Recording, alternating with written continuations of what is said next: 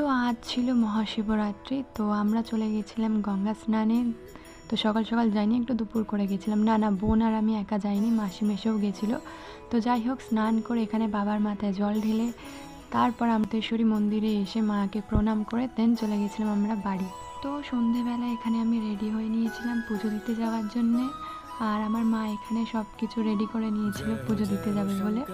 তো ব্যাস, তারপরে পুজো দেওয়া হয়ে গেছে। তারপর আমি বেরিয়ে এখানে মোমবাতি ধূপকাঠি ধরাতে গিয়ে দেখো ছ্যাঁকা খাচ্ছি, কী জানি কী হয়েছে, খালি ছ্যাঁকাই খেয়ে যাচ্ছি আমি।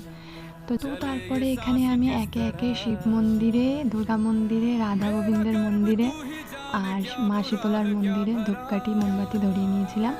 আর তারপর একেবারে আমি চলে এসেছিলাম বাড়ি।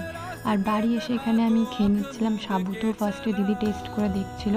আর আমার সাবু মাখা খেতে ভালো লাগে না, এমনি জল দিয়েই ভালো লাগে, তো ওইরকমই খাচ্ছিলাম সিম্পল। আর তারপর রাত্রে খেয়ে নিয়েছিলাম এখানে আমি পরোটা আর আলুর তরকারি।